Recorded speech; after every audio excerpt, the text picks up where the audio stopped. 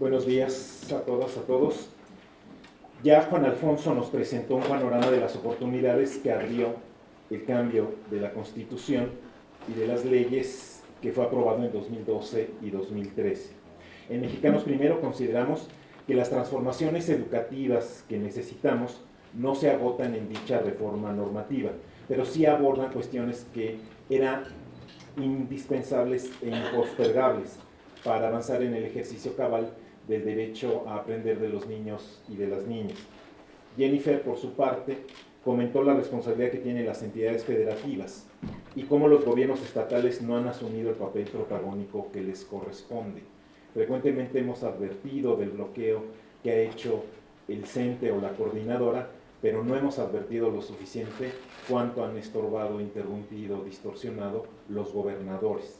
Entonces, justamente ahora estamos haciendo este subrayado.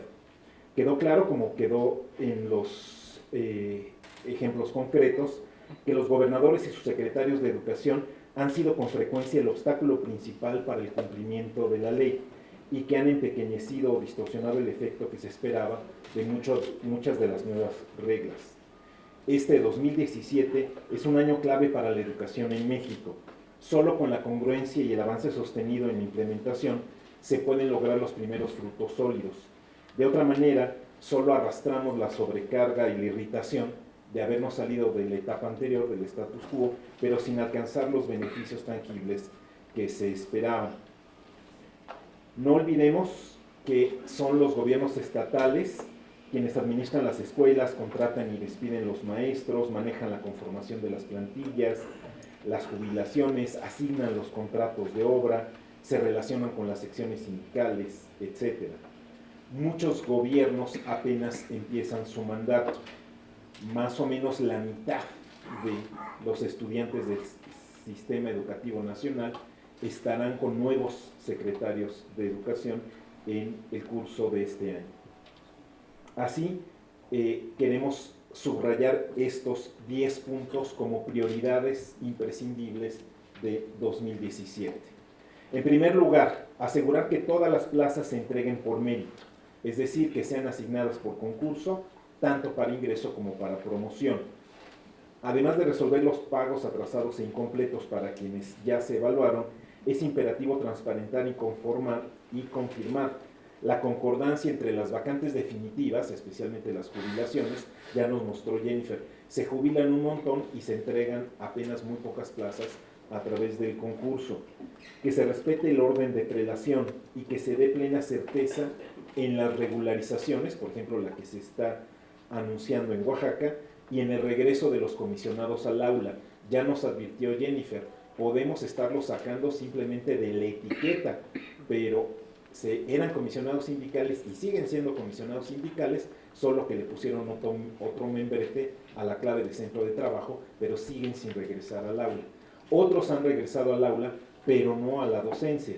Siguen conspirando, digamos, al interior de las escuelas, se presentan de tanto en tanto a cubrir lista, y eso es algo, por supuesto, que no podemos permitir.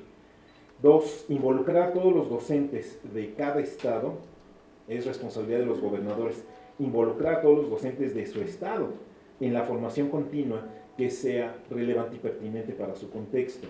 Debe realizarse según las necesidades de los alumnos y las problemáticas específicas de sus escuelas. Especialmente se tiene que cuidar la formación continua que este año se debe hacer en preparación a la evaluación, y la que tiene como consecuencia, o la que es consecuencia de la evaluación que ya tomaron algunos.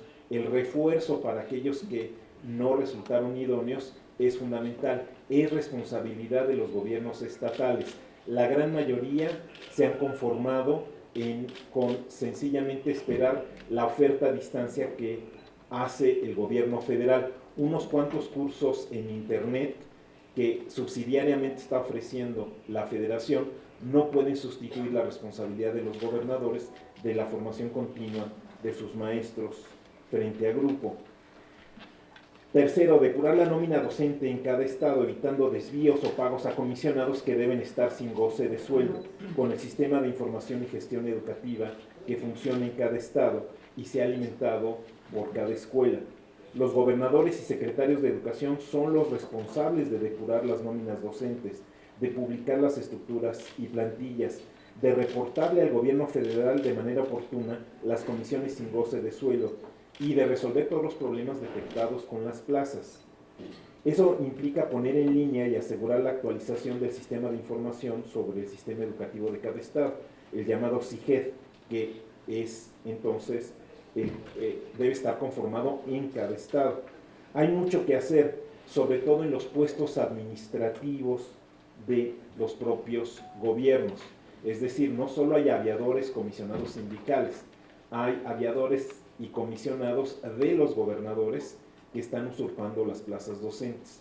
El caso, por supuesto, que más indigna es que sean los titulares, o sea, ¿con qué autoridad moral puede alguien decir que no se usurpen las plazas docentes cuando de recursos federales se le paga a un miembro del gabinete para que sea secretario de educación de su entidad?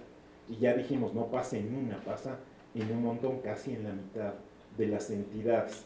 El aviador número 1, el comisionado número 1, es el secretario de educación de ese estado. Los estados son responsables de hacer los descuentos y los despidos que corresponden a los maestros faltistas. Se puede anunciar desde el centro muchas cosas, pero tiene que hacerse a nivel local. Tienen un grave compromiso de no ceder a los chantajes y las corruptelas, como ha ocurrido bajo el agua con las secciones sindicales de Nayarit o de Veracruz, o de la forma ostentosa y entrópica que suelen hacer las secciones sindicales de Oaxaca, Michoacán o Chiapas. Cuarto, asegurar en cada estado la evaluación de desempeño con los nuevos procesos diseñados por el INE. Le toca a los gobernadores y las autoridades estatales cumplir para que la selección de maestros a evaluar se haga con una visión educativa. Es necesario aumentar el número de maestros evaluados cada semestre. Se están evaluando muy pocos maestros y si no se apura el paso, no se van a alcanzar a evaluar todos los docentes del país en 4 años como está marcado por la ley. Si no tenemos ese diagnóstico de los docentes y sus necesidades de refuerzo y crecimiento, mucho de lo planteado por la reforma normativa no va a ocurrir, no van a conducir al aprendizaje a los alumnos como estaba previsto. 5. Activar efectivamente en cada estado el sistema de asistencia técnica a la escuela, el SAT. Es responsabilidad de cada entidad que la supervisión, la labor de los asesores técnico-pedagógicos y los servicios de apoyo estén integrados por profesionales con los perfiles adecuados y haya claridad con de quiénes lo componen y a qué escuela sirve. Esto es fundamental. La escuela no puede tener a todos los profesionales que se necesita. Se necesita, por ejemplo, un psicopedagogo que llegue a cada escuela. Eso es responsabilidad del gobierno estatal y entonces se destruyeron muchos de estos sistemas porque estaban infestados de comisionados, pero no se han reactivado según la ley con los profesionales que corresponden. Tiene que haber una atención con preferencia focalizada en las escuelas y zonas más marginadas con el fortalecimiento debido a la equidad. Sexto, iniciar inmediatamente la calendarización en coordinación con la SEP del fortalecimiento y diagnóstico de las necesidades particulares en cada escuela, en cada comunidad escolar para la implementación del modelo educativo. La federación cumple con hacer la propuesta de modelo educativo, pero es responsabilidad de los estados fortalecer a las escuelas para que puedan cumplir con el modelo educativo. Un ejemplo concretísimo es la autonomía curricular. Básicamente de los 5 días de la semana, un día de la semana será responsabilidad de la escuela el planteamiento curricular. Es el sueño de todo pedagogo. Vas a poder hacer entonces un currículum localizado, focalizado a tus necesidades. El fortalecimiento de esas capacidades es responsabilidad de los estados, que hasta ahora han tenido una materia estatal en general bastante mediocre. Entonces no habrá mejores aprendizajes y no habrá mejores prácticas en el aula si los gobiernos estatales no se preparan para recibir, digamos, lo que implica el modelo educativo. Tendremos una mejor partitura y de nuevo los instrumentos estarán rotos, no vas a tocar mejor, tiene que haber las condiciones en la escuela. Séptimo, impulsar la participación. Eso no cambió. Eso. Impulsar la participación social en el Estado para que los consejos de participación social realmente se activen, tomen decisiones para que se realicen sin falta las jornadas de transparencia. Llevamos 2 años de incumplimiento de la ley a nivel nacional, porque la ley marca que tiene que hacerse al final de los ciclos escolares en todas las escuelas del país de nivel obligatorio las jornadas de transparencia. Aquí tache a todos los estados, a todas las entidades, y para que se active el sistema de quejas con seguimiento. Estos 3 elementos son deberes señalados por la ley. Ya lo decía Jennifer, el Estado de México, con 3 millones de alumnos, tiene una queja registrada en 2 años. Es ridículo. Quiere decir, no sirve el sistema de quejas, la gente no se acerca a él, no dan respuesta. Tiene que favorecerse la cultura de rendición de cuentas y dar la bienvenida a los aportes de la propia comunidad educativa y de la sociedad civil en los estados. Octavo, operar con pulcritud la asignación de contratos, la plena transparencia y el cumplimiento de las obras del programa Escuelas al 100. Aunque el diseño es un diseño federal, la implementación es estatal. Son los institutos de infraestructura educativa de los estados los responsables de llevar a cabo la obra. Pero la licitación o el encargo o la asignación de los contratistas es estatal. Justamente por presión de Mexicanos Primero y con una buena respuesta del Instituto Federal, se acaban de publicar los RFCs de los que están como contratistas de las obras. Nos llama muchísimo la atención que hay un buen grupo que obviamente no son constructoras, sino básicamente particulares con domicilios fiscales en casitas en las afueras de las ciudades capitales. Entonces, el tema de la pulcritud en estos recursos es crucial, porque hay que recordar que son participaciones que reciben los estados de la federación, que se las están acumulando de años venideros. Es responsabilidad de cada estado que se usen adecuadamente, porque en el futuro esos recursos del estado no estarán ahí. No queremos dejar de mencionar 2 responsabilidades, 2 prioridades para las instancias federales. En primer lugar, para el INE. Es fundamental, es prioridad para 2017 que el INE asuma todo lo que implica su autonomía y que de veras funcione como garante para la evaluación de la mejora.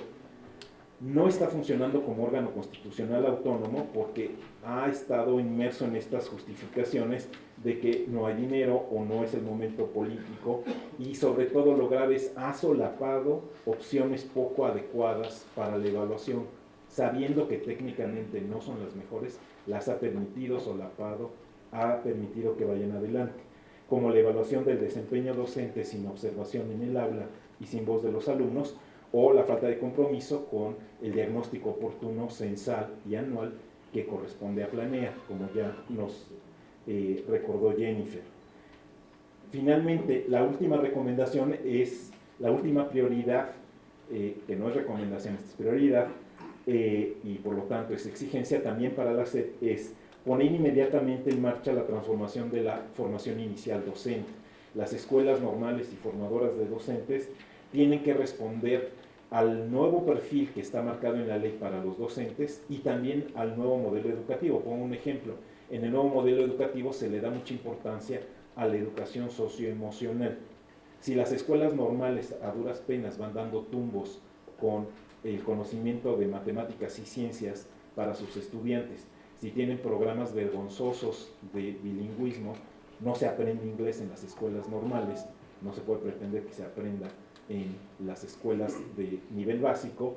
¿Qué está pasando con la parte socioemocional?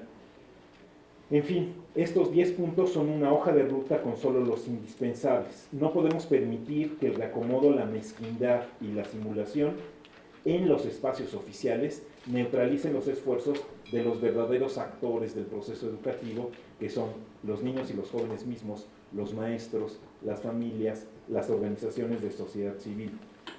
No se puede seguir posponiendo la justicia que debemos a las nuevas generaciones, porque si no, su talento se malogra y prevalece la inequidad.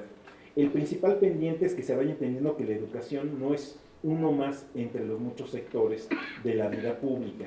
No es que haya educación y alumbrado y pues funcionan regular. Lo que implican es muy delicado en el caso de la educación. Es el principal activo para la equidad, es la principal arma de construcción masiva para la sociedad. porque construye las capacidades. Pero si dejamos que se contamine la medicina, si dejamos que se empantane la mediocridad y la corrupción, no tendremos un instrumento suficiente para solucionar los retos que se nos vienen, especialmente en esta era de incertidumbre. La educación es la estrategia maestra de prosperidad y justicia, es el remedio permanente y sustentable contra la exclusión y nos convoca a todos a participar en la sociedad.